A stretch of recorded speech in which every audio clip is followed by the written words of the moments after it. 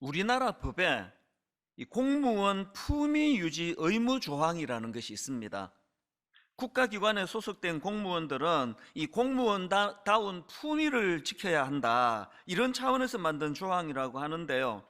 그래서 이제 위반했을 때는 일반인들보다 훨씬 강력한 처벌 수위 기준을 갖고 있다고 합니다. 그래서 제가 이런 법이 있다는 것을 알고 나서 좀 궁금했습니다. 이 공무원들은 이런 법에 대해서 어떻게 생각할까? 제가 짐작해 보니까요, 뭐 이런 법이 좀 불편하기도 하겠지만 어떤 면에서는 이게 공무원들에게 엄청난 긍지를 가져다 주는 거 아닙니까?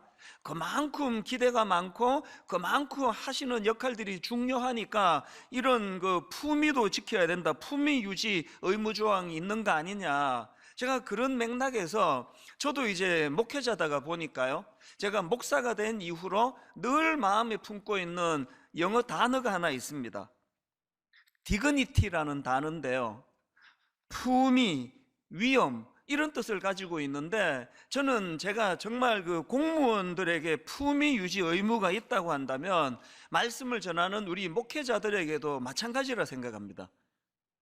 그래서 저는 고린도전서 14장 40절 모든 것을 품위 있게 하고 질서 있게 하라, 세 번역으로 보니까 모든 일을 적절하게 하고 질서 있게 해야 합니다. 과유불급이라고 그저 모든 일에 대하여 절제하고 이 정도면 됐다, 이런 일들이 가능하기 위해서는, 이런 욕심을 내려놓기 위해서는 제가 하나님의 종으로서 이 존재로서의 품위가 있어야 되기 때문 아닐까.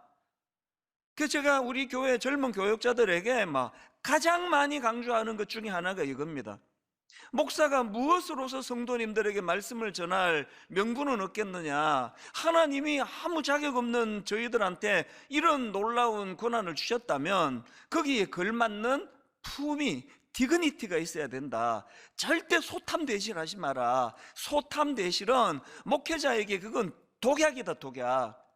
늘 목회자로서의 이 품위를 지켜야 된다는 생각을 하고 있는데요, 사실 이건 우리 같은 목회자들에게만이 아닙니다.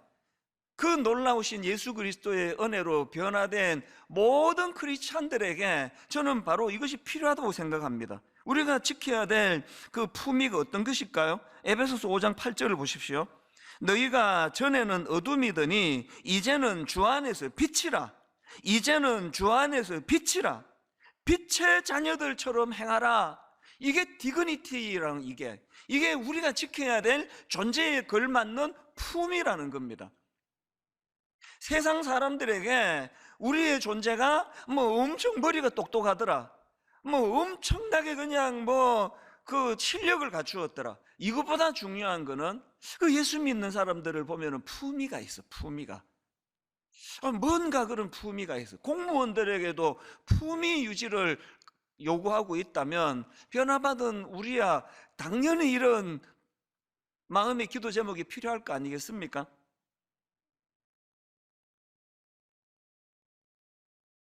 제가 오늘 이런 말씀을 가지고 이제 오늘 본문은 한 번 더 살펴봐야 되겠다, 그렇게 제가 생각한 이유가 있습니다.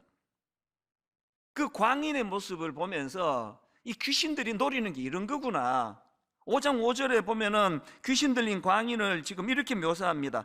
밤낮 무덤 사이에서나 산에서나 늘 소리 지르며 돌로 자기의 몸을 해치고 있었더라. 결국 귀신이 노리는 거는 인간으로서의 존엄성, 이것도 그 디그니티거든요.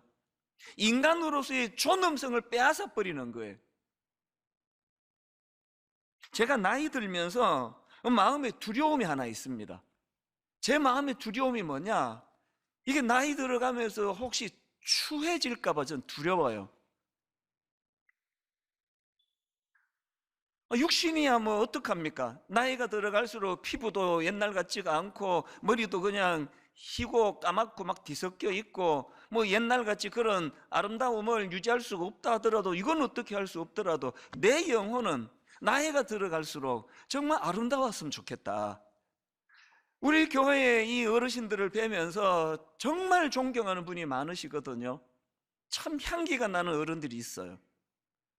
저는 정말 제가 하나님 앞에서 추해지지 않게 해달라고 기도를 간절히 하는 기도 중에 하나입니다. 사실 여러분, 저는 진심으로 저의 새 자녀, 우리 아이들한테 추한 아버지가 되고 싶지 않습니다. 저는 진짜 우리 성도님들에게 추한 목사가 되고 싶지 않습니다. 우리 부교역자들이 저를 보면서 멀리서 볼 땐 몰랐는데 가까이서 보니까 이찬수 목사 진짜 추해. 정말 이런 평가를 저는 받고 싶지 않습니다. 그래서 하나님께 기도하는 겁니다. 아버지, 나이가 들수록 추해지는 것이 아니라 정말 품이 있는 목사가 되기를 원합니다. 그래서 제 마음에 이제 이 디그니티라는 단어를 가지고 정말 품이, 이것을 계속 묵상을 하거든요. 오늘 본문을 저는 이런 관점으로 다시 한번 더 살펴보기를 원하는데요. 그래서 이제 오늘 본문 말씀을 중심으로 정말 세 가지 기도 제목이라 할 수 있습니다. 정말 우리가 회복하면 좋겠습니다. 그 세 가지를 좀 나누고 싶은데, 첫째가 계속 설명해 드리는 겁니다. 자기 자신에 대해서는 이 믿는 자로서의 품위 지키기. 이게 저와 여러분의 기도 제목이 되기를 바랍니다. 어느 누가 품위 있는 인생으로 사는 걸 싫어하겠습니까만, 중요한 거는 어떻게 해야 이것이 가능하냐는 겁니다. 그래서 제가 이런 질문을 가지고 본문을 묵상하다가 발견한 게 본문 8절 말씀입니다. 마가복음 5장 8절입니다. 이는 예수께서 이미 그에게 이르시기를 더러운 귀신아 그 사람에게서 나오라 하셨습니다. 이게 품위를 지키는 비결이에요. 더러운 귀신아 그 사람에게서 나오라. 이거 영향력의 문제 아닙니까? 더러운 귀신의 다스림 안에 있으면, 더러운 귀신의 영역 아래 있으면 추해질 수밖에 없는 겁니다. 여러분 잘 아시는 에베소서 2장 2절 3절 보십시오. 그때에 너희는 그 가운데 생하여 이 세상 풍조를 따르고 공중의 권세 잡은 자를 따랐으니 곧 지금 불순종의 아들들 가운데서 역사하는 영이라. 전에는 우리도 다 그 가운데서 우리 육체의 욕심을 따라 지내며 육체와 마음에 원하는 것을 하여 다른 이들과 같이 본질상 진노의 자녀였더니, 여러분 여기 나오는 진노의 자녀라는 이 표현이 뭘 강조하는 겁니까? 그 악한 영을 닮았다는 거 아닙니까? 아주 못된 짓을 하는 그런 아들을 보면서 그 아버지를 빗대갖고 말하자면 지혜비 닮았겠지 뭐. 여기 나오는 진노의 자식이라는 이 표현 속에는요, 그 악한 영을 닮은 거. 그래서 그 앞에 보면은 우리 육체의 욕심을 따라 지내며 육체와 마음에 원하는 것을 하여, 이 전부가 다 지난주 말씀드렸지 않습니까? 애들이 방 안 치우고 지저분하게 놓는다고 귀신 오는 거 아닙니다. 그런데 귀신의 영향이 나타나는 게 아니고, 귀신들이 너무 기뻐하고 좋아하고 즐거워하는 그런 악하고 음란한 영역에 빠져 있으면은 본질상 진노의 자녀였던 우리, 그 악한 영을 닮을 수밖에 없었던 것은 본질상 그 진노의 악한 영들이 기뻐하는 육체의 욕심을 따라 지내고 육체와 마음에 원하는 것을 하고, 목회자로서 제가 디그니티를 지키기 원합니다 할 때 어떤 경우라도 하나님, 제가 목사다운 이런 태도를 가지기 원합니다. 끊임없는 탐욕과 끊임없는 마음의 어떤 분노로 가지고 살아가면은 그 악한 영을 닮은 목사가 될 수밖에 없는 거거든요. 그렇기 때문에 바로 그 다음 나오는 4절 5절을 보십시오. 긍휼이 풍성하신 하나님이 우리를 사랑하신 그 큰 사랑을 인하여 허물로 죽은 우리를, 그 다음 보세요, 그리스도와 함께 살리셨고. 이 흐름이 느껴지십니까? 살려주시는데 왜 여기 이런 표현을 왜 씁니까? 그리스도와 함께 살리셨다는 거. 이제 내 영역은, 내 통치권은 그리스도 안에 있다는 걸 강조하는 거 아니겠습니까? 이제 여러분, 우리는 그 귀신 들린 광인처럼 악한 영의 영향력 아래 있지 않습니다. 다스림의 문제예요. 영향력의 문제입니다. 믿는 자로서 품위를 지키기 위해서는 내 삶을 지배하는 영향력, 그래서 지금 끊임없이 사단이 우리를 공격할 때 싸워야 돼요. 나는 더 이상 너희들의 악한 귀신들의 영향력 아래 있지 않다. 악한 사단은 떠나갈지어다. 이게 품위를 지키는 겁니다. 여러분, 예수 믿고 난 이후에 단 한 번도 품위를 놓친 적이 없는 사도 바울을 한번 보십시오. 에베소 4장 1절. 그러므로 주 안에서 갇힌 내가 너희를 권하노니, 지금 사도 바울은요, 몸은 갇힌 신분이에요. 범죄자들이 가 있는 그곳에 있습니다. 그러나 여전히 품위를 가지고 지도를 하고 있잖아요. 내가 너희를 권하노니. 그런데요, 이런 품위가, 권위가 어디에서 나오느냐? 주 안에서 갇혔대요. 이 표현은요, 주님을 위하여 갇혔다는 뜻으로 설명이 되기도 하고, 감옥에서도 주님의 영향력 아래 있다는 겁니다. 다윗도 마찬가지 아닙니까?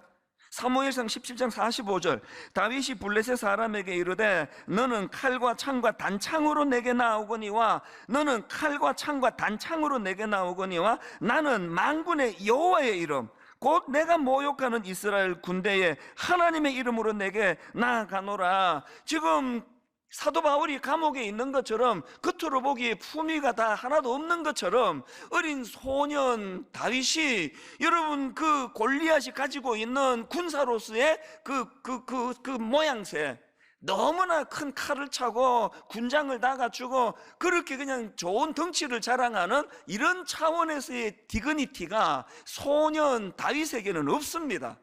그러나 그 어린 소년 다윗이 가지고 있는 디그니티가 뭡니까? 네가 갖고 있는 칼과 창과 단창은 내게 없지만 나에게는 만군의 여호와의 이름이 있다. 만군의 여호와의 이름이 있기 때문에 디그니티를 유지할 수 있는 거예요. 비굴하지 않는 겁니다.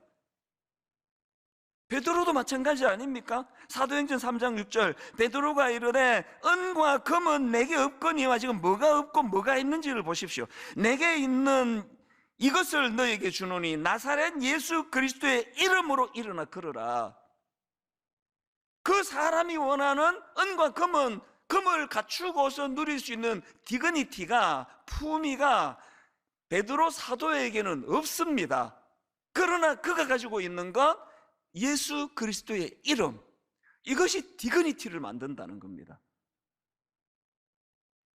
그래서 제가 목사로서 또 두려운 게 하나 더 있는데요, 제가 헛멋에 빠질까 봐 두렵습니다. 헛멋. 골리앗처럼 막 그냥 외관을 잘 갖춘 거, 막 은과 금으로 치장은 어떤 모습, 대형교회가 됐다고 해가지고 거들먹거리면서 어디 한번 가는데 막 그냥 까만 양복 입힌 부교육자 한 3명 4명 그냥 거느리고 다니고 막 엄청난 걸 과시하고, 이게 다 헛멋 아닙니까? 헛멋. 여러분, 자기 자녀들에게 부모가 헛멋으로서 디그니티를 만들 수 없습니다.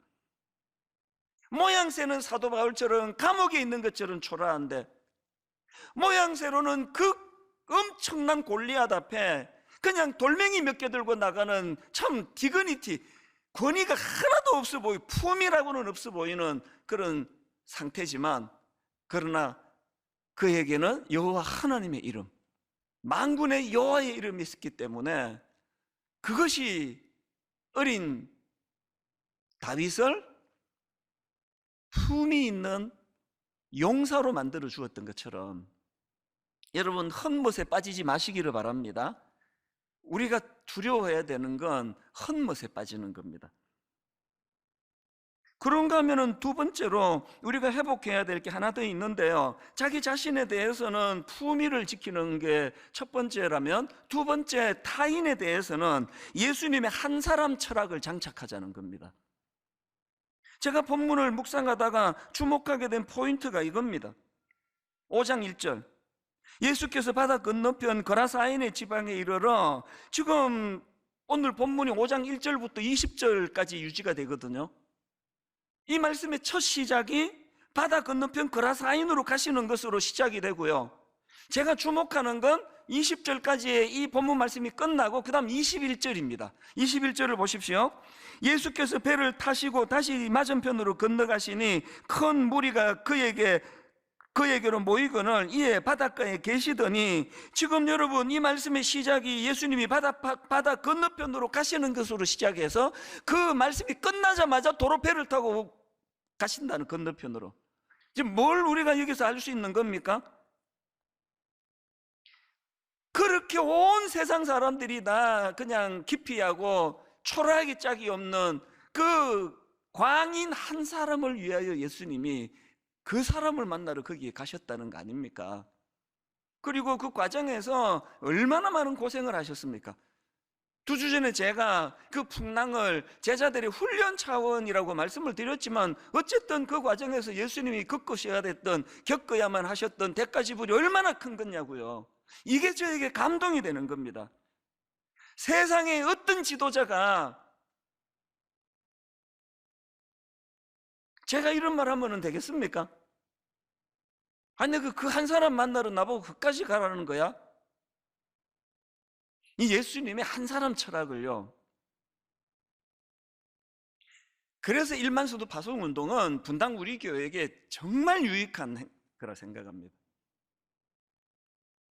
사람 숫자가 많아지면 많아질수록 그 중에 한 성도의 존재는 작아지는 거거든요. 여기에 반해가지고 이런 한 사람 철학으로 무장한 주님에 반해서 그 본문에 등장하는 마을 사람들을 보십시오. 그 마을 사람들이 그 귀신 들린 광인에게 취한 조치는 하나입니다. 격리. 3절 보십시오. 그 사람은 무덤 사이에 거처하는데 이제는 아무도 그를 쇠사슬로도 맬 수 없게 되었으니, 이 말씀으로 유추할 수 있는 게 뭐겠습니까? 묶어서 내쫓는 겁니다. 격리시키는 겁니다. 그것이 또 그를 또 울분으로 빠뜨리는 거 아닙니까? 그런가 하면은 이 마을 사람들의 모습에서 한 가지 더 발견하는데요. 이 마을 사람들의 모습에서 뭘 발견하느냐? 그들은요, 주님이 가졌던 이 한 사람의 소중함보다는 돼지가 가져다 주는 유익인 재물이 더 소중했던 사람입니다. 자, 본문 11절부터 한번 보십시오. 마침 거기 돼지의 큰 떼가 산 곁에서 먹고 있는지라 이에 간구하여 이르되 우리를 돼지에게로 보내어 들어가게 하소서 하니, 허락하신대. 주님이 하셨습니다. 허락하신대 더러운 귀신들이 나와서 돼지에게로 들어가매 거의 2,000마리가 되는 떼가 바다를 향하여 비탈로 내리다라 바다에서 몰사하거늘. 이 결과를 그 마을 사람들이 전해 듣습니다. 16절. 이에 귀신 들렸던 자가 당한 것과 돼지의 일을 본 자들이 그들에게 알림해 그들이 예수께 그 지방에서 떠나가시기를 간구하더라. 지금 고침받은 그 한 사람의 영혼이 소중했다면, 그리고 그 일을 행하신 예수 그리스도의 귀함을 그들이 깨달았다면, 가시려는 주님도 붙잡고 못 가게 말려야 되는 거 아닙니까? 온통 그 마을 사람들의 관심은 고침받은 한 사람의 소중함보다 돼지를 잃게 되었다는 거. 오래전의 일인데요, 어느 교회에서 이제 그 장애인 학교를 세우려고 하니까 그 인근에 막 격렬한 반대 운동이 벌어지는 겁니다. 상상을 초월하는 반대 운동이 일어났습니다. 왜 그렇게 반대했을까요? 대놓고 이야기하더래요. 이유는 딱 하나입니다. 장애인들 들락거리면 집값 떨어진다고. 막 한 영혼에 대한 소중함보다는 그저 뭐 집값 떨어질까봐, 이거 한 사람 고침 받는데 돼지 그만큼 희생이 돼야 되느냐고 하는, 이게 세상의 가치관 아닙니까? 여러분, 그래갖고 집값 떨어졌습니까? 그거 막 어마어마하게 지금 그 비싼 동네거든요. 우리는 어떻습니까? 이 중에 솔직히 저와 여러분이 예수 믿고 우린 그 문제 해결이 됐다, 우리 집값 떨어져도 괜찮다, 이럴 분 계십니까? 저는 그게 해결이 됐습니까? 사실 제가요, 1만 성도 파송 운동을 지금 내년 이맘때 제가 좀 걱정이 돼요. 지금은 이 약속을, 하나님께 드린 약속을 지켜야 된다는 게 너무 강렬해서 지금 희로애락의 감정이 아직은 별로 없는데요, 이제 한 15,000명 쑥 떠나고 여기 한 4분의 1이 남게 됐을 때 제 감정이 어떨까가 전 굉장히 좀 걱정이 돼요. 왜냐하니까요, 우리가 그동안 6번의 분리 개척을 하지 않았습니까? 한 번도 슬프지 않은 적이 없었거든요. 심지어는 그날이 너무 선명히 기억이 나요. 토요일 날 오후에 이제 설교 준비하는데 그 어떤 우리 교회 신실한 그 순장님 부부로 기억을 합니다. 부부가 저한테 오셔가지고 목사님 이번에 그 분립교회로 따라가기로 했습니다 그러는데요, 그게 얼마나 저를 슬프게 했는지 그날 가시고 오후 내내 설교 준비를 못했습니다. 너무 마음이 힘들더라고요.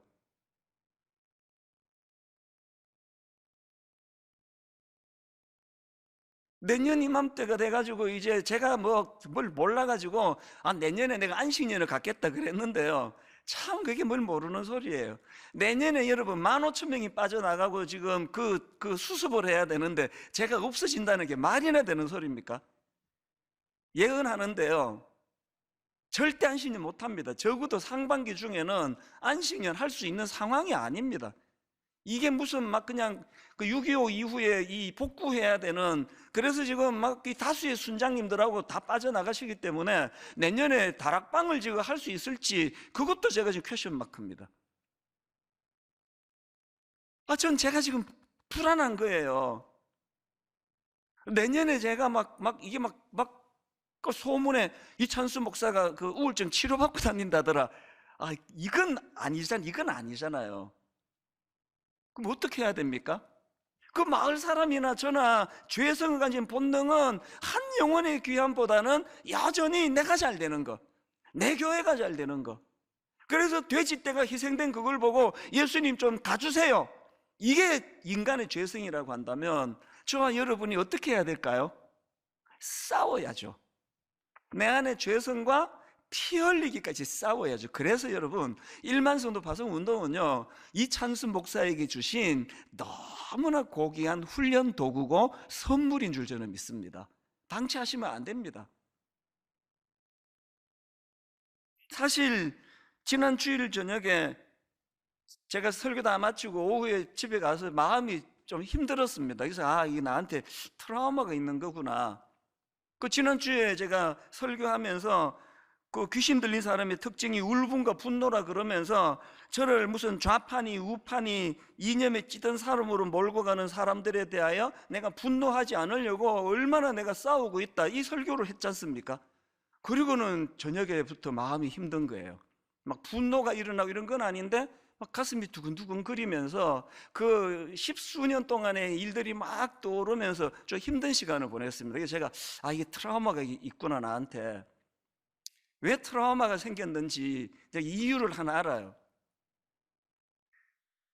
코로나19 터지기 바로 전인데 제가 어느 교회에, 서울에 있는 어느 교회에 부흥회를 인도했습니다. 3일간 부흥회를 인도하는데요, 첫날 저녁에 성령의 강한 역사가 일어났습니다. 그래서 막 굉장히 많은 성도들 막 보조의자를 다 깔고 막 엄청나게 은혜가 됐는데요, 저는 가능하다면 수도권 서울 같은 데는 제가 부흥회 기간이라도 저녁 집회를 마치자마자 바로 집으로 와가지고 이제 새벽기도 마치자마자 바로 집으로 와가지고 이제 교회 일을 보고 출근했다가 저녁에 다시 이제 그 교회로 가거든요.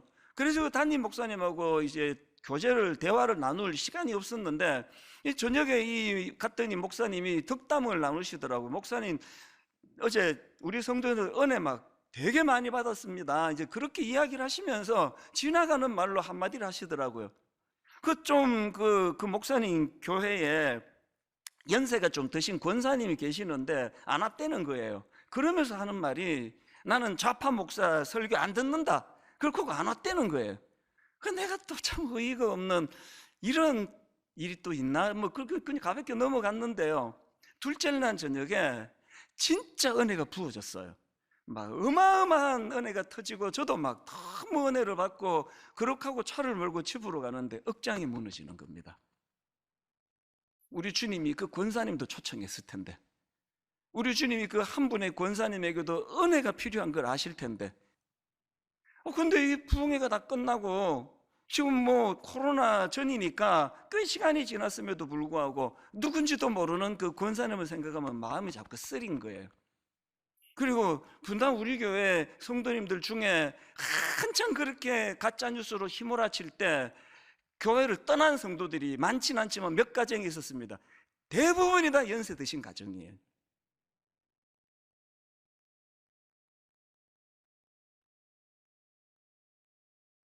예수님의 그 한 사람 철학을 생각하니까요, 그 떠난 가정 몇 가정 안 되는데 뭐 2만 몇천 가정에 뭐 2만 명이 넘는데 뭐 몇 사람 가는 게 뭐야, 이렇게 이야기하면 저는 주의 종이 아니에요. 말 난 김에 제가 그 뭐 이런 이야기 뭐 또 하고 또 하고 할 수가 있겠습니까? 저는 사실 그 대통령 선거를 지금 다가오니까 마음에 굉장히 불안한 게 있습니다. 개인 이름을 거론하는 게 제게 좀 부담이 되지만요, 바로잡기 위해서 지금 대선을 앞두고 또 집요하게 이 가짜 거짓을 가지고 공격할 일들이 뭐 지금도 막 있습니다.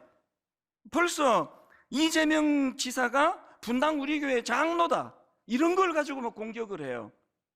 이분이요, 우리 교회를 떠나신 지가, 교회 출석을 안 하신 지가 10년 가까이 됩니다. 그리고 내가 가슴이 아픈 게, 이분은 우리 교회 다니실 때 초신자예요.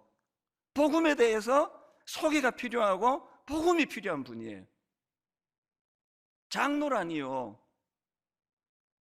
그래서 제가 이제는 뭐 만날 수도 없고 그러니까 한 번씩 마음에 기도가 나와요. 어느 교회인가 좋은 교회를 출석하시기를 원합니다. 여러분, 저희 교회에는요, 보수 정당에서 국회의원 하신 분도 계시고 뭐 시의원 여러 분 계십니다. 그리고 저희 교회에는 진보 정당에서 정치하시는 분들도 여러 분 계십니다. 그러나 그거를 가지고 제가 구분해 본 적이 단 한 번도 없습니다. 담임 목사님 제 눈에는 딱 둘 중에 하나예요. 이분이 초신자라면 복음을 잘 전해서 예수 믿게 해야 되겠다. 이분이 오래 잘 믿는 중직자라면 정말 이 보수 정치가, 진보 정치가, 우리 크리스천 성도가 세상의 빛과 소금이 되는 지도자가 됐으면 좋겠다. 그러다 보니까 제가 뭐 나는 뭐 누구를 지지한다, 나는 어떤 성향을 가지고 있다, 일절 밝히지 않거든요. 우리 딸한테도 얘기 안 해요. 그러니까 이쪽 저쪽에서 그냥 부작용이 일어나는 겁니다. 제가 보수 정권 10년 동안에 이찬수 목사는 보수적인 목사라서 나 여기서 못 있겠다, 그렇게 하고 떠나간 진보적인 성향을 가진 교회 성도들이 몇 명이나 되는지 아십니까? 그랬더니 딱 바뀌니까, 정권이 바뀌니까 완전히 또 정반대 일이 또 일어나는 겁니다. 누가 제보를 해줬어요. 이런 것들을 다루고 있는 모 이단의 그 그룹이 있다는 겁니다. 깜짝 놀랄 숫자였는데요, 제가 확인은 안 하기 때문에 숫자를 밝히진 않습니다. 뭐 분당 우리 교회를 또 저를 뭐 좌파 교회라느니 뭐 저를 뭐 이념에 찌든 무슨 좌파 목사라느니 이렇게 믿는 사람은요, 전체로 쳐가지고 극소수에 불과하겠지만 이 이야기를 왜 심각하게 생각하느냐, 우리 주님의 한 사람 철학 때문에 그렇습니다. 교회 숫자가 많은 거지, 주님이 소중히 여기시는 한 영혼 한 영혼은, 그 모든 한 영혼이, 여러분 주님이 그 귀신 들린 한 영혼을 건져주시려고 그 엄청난 대가를 지불하시는 분이라고 한다면, 지금 여러분 제가 이거를 공식적으로 거론하기로 마음먹은 것은요, 이건 지금 분당 우리 교회만의 문제가 아닙니다. 너무나 많은 교회들이 지금 이런 이념의 문제로 몸살을 앓고 있는 겁니다. 여러분 그러시면 안 됩니다. 그래서 저희 교회 다락방의 철칙이요, 절대로 구역 모임에서 정치 얘기하지 말라는 거예요. 그거 할 때 많으니까 교회에서는 주님이 주인공이 되시고 사람을 구분하고 가리지 아니하고 구원해 주시는 한 사람 철학을 가지신 주님을 자랑하는 게 교회이기 때문에 꺼내지 말라는 겁니다. 뭘 두려워해야 됩니까? 오늘 우리 젊은이들이 이런 교회 현실을 너무너무 힘들어 해가지고 지금 교회를 얼마나 떠나고 있다 그러잖아요. 그 책임을 우리 기성세대가 어떻게 지려고 그러십니까? 여러분 마태복음 18장 12절 13절, 너희 생각에는 어떠하냐? 만일 어떤 사람이 양 100마리가 있는데 그 중에 하나가 길을 잃었으면 그 99마리를 산에 두고 가서 길 잃은 양을 찾지 않겠느냐? 진실로 너희에게 이르노니 만일 찾으면 길을 잃지 아니한 99마리보다 이것을 더 기뻐하리라.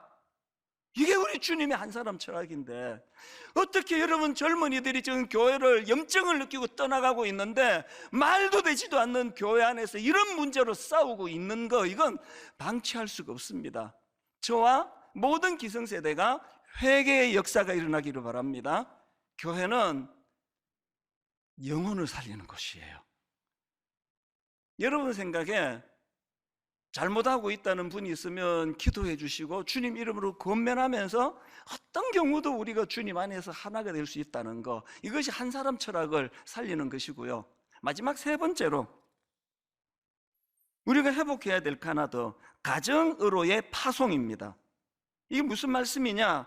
제가 같은 사건을 다루는 본문과 같은 내용을 다루는 누가복음을 보다가 보니까 마가복음에 없는 한 포인트를 제가 찾았습니다. 누가복음 8장 27절, 예수께서 육지에 내리심에 그 도시 사람으로서 귀신 들린 자 하나가 예수를 만나니 그 사람은 오래 옷을 입지 아니하며, 그 다음 보세요, 집에 거하지도 아니하고, 지금 그 고침받기 전의 상태를 이렇게 묘사했는데요, 고침받은 이후에 예수님의 명을 한번 보십시오. 오늘 본문 18절 한번 보십시오. 예수께서 배에 오르실 때에 귀신 들렸던 사람이 함께 있기를 간구하였으나 허락하지 아니하시고 그에게 이르시되 집으로 돌아가, 집으로 돌아가. 집에 거하지 아니하고 집으로 돌아가. 그리고 20절에도 보십시오. 그가 가서 예수께서 자기에게 어떻게 큰일 행하셨는지를 데가볼리에 뭐 했습니까? 전파하니 모든 사람이 놀랍게 여기더라. 여기서 여러분 두 가지 굉장히 중요한 포인트를 우리가 찾아내야 되는데요, 첫 번째 포인트가 뭐냐? 고침 받았습니까? 은혜 받았습니까? 주님의 파송을 받아야 됩니다. 고침 받았습니까? 은혜 받았습니까? 그래서 내가 잘 먹고 잘 살았더라, 이거 복음 아닙니다. 은혜 받았습니까? 주님의 파송을 받아야 돼요. 마가복음 7장에 보면요, 예수님이 다시 이제 그 데가볼리 지역을 이제 그 방문하시는 내용이 나오는데요. 자, 마가복음 7장 31절 32절입니다. 예수께서 다시 두로 지방에서 나와 시돈을 지나고 데가볼리 지방을 통과하여 갈릴리 호수에 이르심에 사람들이 귀먹고 말 더듬는 자를 데리고 예수께 나와, 그 다음 보세요, 안수하여 주시기를 간구하거늘. 아니, 오늘 본문에서 주님 좀 떠나가 주세요라고 했던 그 사람들이 어떻게 태도가 이렇게 달라졌습니까? 어떻게 이렇게 태도가 달라졌다고요? 고침받은 그 광인이 20절에서 데가볼리에서 전파했다 그러잖아요. 다시 말씀드립니다. 은혜 받았습니까? 고침 받았습니까? 주님의 파송을 받아야 됩니다. 이게 첫 번째라면 두 번째 메시지가 뭘까요? 파송을 받아야 되는데 어디로 받습니까? 자기 동네예요. 자기 집입니다. 자, 19절 다시 보십시오. 그에게 이르시되 집으로 돌아가 주께서 내게 어떻게 큰 일을 행하사 너를 불쌍히 여기신 것을 내 가족에게 알리라. 오늘 저는요, 은혜 받은 여러분들을 선교사로 임명하고 파송하기를 원합니다. 오늘 저는 파송식을 거행하기를 원합니다. 직함이 가정 파송 선교사입니다. 오늘 아버지 은혜 받으셨습니까? 다른 데 들리지 마시고 가정으로 파송받아 가시기를 바랍니다. 지금 저녁에 우리가 이제 우리 가족 행복 밥상 캠페인, 이제 매주일 저녁마다 식구들이 함께 식사하는 이 캠페인을 왜 하기로 했느냐? 예수님 사역에 여러분 다 아시죠? 테이블 펠로우십이라고, 이 식탁 교제, 이게 얼마나 중요한지 아시죠? 가족을 식구라 그러잖아요. 식구가 뭡니까? 밥 같이 먹는 사람이 식구예요. 오늘 현대인들에게 사단이 가정을 흩트는 한 가지 전략이라 생각합니다. 밥 같이 먹는 거 흩트러 버렸어요. 되찾자는 겁니다. 매주일 저녁에 우리가 가족들과 함께, 그래서 앞으로요 막 전문가들 초청해가지고 주일 저녁에 그 아이들이 부모에게 식사 대접하는 막 그런 잔치도 할 겁니다. 그리고 그 요리사를 초청해서 막 요리하는 것도 가르쳐 드릴 거고요. 각 가정에서 자녀들과 더불어 아름답게 식탁을 준비한 것들을 홈페이지에 막 영상으로 띄워 올릴 생각입니다. 그리고는 부모님이 선교사로 파송이 되셔서 밥 먹으면서 식사 후에 차 한잔하면서 자녀들에게, 엄마에게 어떤 하나님의 은혜가 임했는지를 알려주는 겁니다. 아빠에게 임한 하나님의 은혜. 결론을 저는 이렇게 맺기 원합니다. 이 세 가지를 놓고 기도하십시오. 자기 자신에 대해서는 믿는 자로서의 품위를 지키기를 기도합니다. 타인에 대해서 둘째, 타인에 대해서는 예수님의 한 사람 철학으로 무장되기를 원합니다. 그런 헛소문 방치하시고 퍼뜨려 가시지 마십시오. 그것으로 그 초신자 한 영혼이 교회를 떠나게 되면 그 목의 연자맷돌을 어떻게 우리가 감당하시겠습니까? 세 번째가, 고침받았으면 예수님의 파송을 받아야 하는데 가정선교사로 파송받으시기를 바랍니다. 그래서 제가 오늘 설교 제목을 예수님을 꽉 붙잡아야 할 이유, 이렇게 잡은 이유가 있습니다. 예수님을 꽉 붙잡아야 이 세 가지가 가능하기 때문입니다. 오늘 본문에 나오는 마을 사람들처럼 그들이 예수께 그 지방에서 떠나시기를 간구하더라 이러시면 안 됩니다. 제가 이 설교 제목을 놓고요, 예수님을 붙잡아야 할 이유, 여기 조금 더 점잖지 않습니까? 제가 설교 제목을요, 예수님을 꽉 붙잡아야 할 이유, 이렇게 잡았습니다. 자꾸 보니까 흡족해요. 예수님 붙잡는 거 하고요, 예수님을 꽉 붙잡는 건 다른 줄로 믿습니다. 우리 오늘 어린이 주일이니까요, 또 우리 가족이 함께 드리는 예배니까요, 우리 부모님들하고 자녀들이 저를 따라 한번 이렇게 선포하시면 좋겠습니다. 예수님을 꽉 붙잡아야 합니다. 우리 주일학교에서 고맙게도 이번에 그 줌으로 수고를 많이 했는데요, 지금 가정에서 예배 드리시는 가정들 한번 화면으로 띄워 주실 수 있습니까? 저를 따라 한번 가정에서 큰 소리로, 박수 치지 말고 저를 따라 한번 큰 소리로 한번 선포해 보세요. 예수님을